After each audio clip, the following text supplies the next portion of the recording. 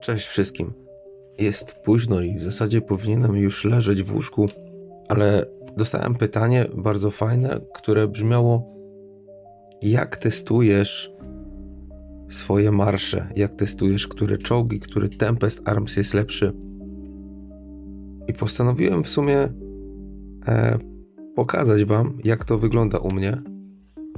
Ja testuję swoje rzeczy na Apex Arenie. Jest to dla mnie w sumie najlepsze miejsce do testów, chociaż ono nie jest idealne, bo nie odzwierciedla wszystkich aspektów w grze, no i jest dosyć ograniczone do jednego marszu rywala. Zawsze wybieram sobie silniejszego gracza. W tym przypadku upatrzyłem sobie w Hada z sojuszu SPK, który ma marsz silniejszy ode mnie, tak jak tutaj widać, o 15 milionów, ale z kolei ma swój marsz ustawiony jako berserker, a mój podstawowy od tej generacji bohaterów to jest Control. Zawsze wybieram silniejszego rywala, żeby móc sprawdzić, gdzie mam jakieś niedociągnięcia, które w miarę szybko jestem w stanie nadrobić. Tak jak tutaj widzicie, pierwsza walka skończyła się moją porażką i w Hadowi zostało 108,5 tysiąca żołnierzy. W tym przypadku testowałem czołg, jeden czołg, nie czołgi, tylko jeden czołg. Mianowicie chodziło mi o obrażenia, które zadaje czołg do jeźdźców, czyli Savage z generacji drugiej. Zadał 37,7 tysiąca obrażeń i w kolejnym meczu, w którym nic nie zmieniałem oprócz właśnie tego czołga, wymieniłem go na czołg generacji pierwszej i tak samo porównałem wyniki i tutaj jest, że ten czołg Thunderblade MK1 zranił niecałe 12 tysięcy oddziałów rywala, ale z kolei sama walka poszła mi trochę lepiej, to znaczy zostało 107,285 tysięcy żołnierzy, czyli troszeczkę do przodu. Następnie tutaj są same walki z dużo silniejszymi rywalami, ale poszedłem jeszcze krok dalej i postanowiłem sobie testowo podmienić Tempest Arms, który mam na Awie, który no nie jest jakby jeszcze docelowy, ale jak sami zauważyliście, zostało tutaj tylko niecałe 95 tysięcy, więc cały czas jest jakiś malutki progres, po 1000, po kilka tysięcy. I tutaj, żeby było ciekawie, zdjąłem Tempest Arms, zdjąłem sprzęt burzy serii S1, a założyłem stary, który pożyczyłem od Duncana z stylu Resilience i wygląda tutaj w ten sposób, że zostawiłem Salvation, czyli zbawienie, na 3. poziomie, z tego względu, że niczym się nie różni, jeżeli chodzi o działanie umiejętności w stosunku do wiosny, tak się nazywa chyba ten sprzęt burzy. Też działa co 4 tury i też ozdrawia 17% oddziałów, z tym, że co 2 jakby wypuszczenia, no on działa na kolejne rzędy.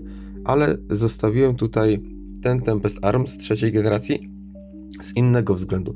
Mianowicie chodziło mi o Peerless Power, z tego względu, że ma bardzo dobre statystyki, to znaczy ma czerwoną obronę i czerwony mnożnik obrony, czyli no bardzo dobrze. Ogólnie ten sprzęt burzy bardzo dobrze tutaj wypadł.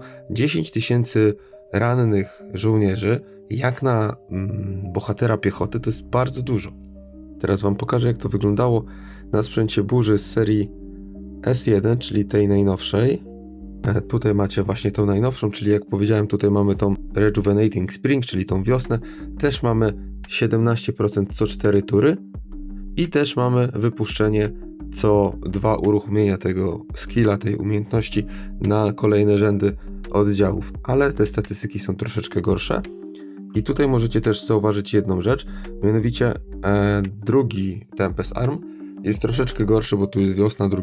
poziomu, więc leczy troszeczkę mniej, ale z kolei ten Tempest Arm nie zadał żadnych obrażeń mojemu rywalowi. Jeszcze zrobimy jeszcze jeden test na wchadzie, mianowicie ze zmienionym Tempest Arms, ale podmienię jeszcze raz czołg na Savage'a i zobaczymy, jak będzie wyglądała ta walka. No jest 96, tak? Czyli różnica w podmianie czołga, mimo że nie widać tego w raporcie, bo to jest bardzo ważna sprawa, że te raporty nie są jakby idealne. Jeżeli mielibyśmy tylko i wyłącznie skupiać się na liczbach, no to zobaczymy, że Thunderblade MK1 zranił 12 000 oddziałów w Hada, a z kolei jeżeli podmieniłem tylko Savage'a, no to tutaj mamy całkowicie inną sprawę.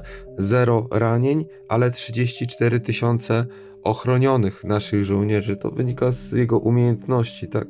Jak widzicie, tutaj tylko czołg opresor, no on akurat nie jest czołgiem, no ale powiedzmy ta machina wojenna opresor zadaje obrażenia nieduże, no bo on jest słaby, akurat czołgi to u mnie kuleją bardzo mocno. Ale sami widzicie, że w HUD w tym swoim zestawieniu czołgów nie ma żadnego czołgu drugiej generacji, ponieważ tak naprawdę one nie są bardzo potrzebne. Nie musicie cisnąć na siłę czołgów najnowszej generacji, tylko zmieniajcie sobie na Apex Arenie jedną rzecz, jedyną rzecz i patrzcie, jaki będzie z tego wynik, tak?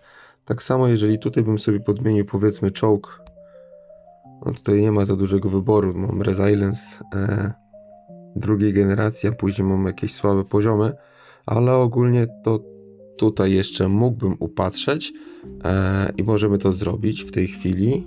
Wchad i podmieniamy czołg, proszę bardzo, i zostawiamy tutaj właśnie ten teoretycznie słabszy. Jeżeli zobaczymy tutaj na statystyki, one są dużo słabsze, ale sama zasada działania umiejętności czołgu wszystko zmienia. Więc sprawdźmy jeszcze ostatnią rzecz. To jest porażka, tego się spodziewałem, bardziej mi chodzi o to, jak to tutaj wychodzi. 68. Także jest ogromny postęp. Sama podmiana czołgu na teoretycznie słabszy z 96 na 68. Idąc tym tropem, małymi kroczkami, podmieniając jedną rzecz, nie dwie, nie trzy, bo nie będziecie wiedzieli, z czego to wynika. Jedna rzecz, atak, jedna rzecz, atak, jedna rzecz, atak i tak cały czas. Jesteście w stanie dojść do bardzo dobrych wyników i punktować w Apex Arenie wyżej. Ja tak robię i takiego fanu, takiej radości z takich drobnych rzeczy życzę też Wam. Na dzisiaj to tyle i do usłyszenia.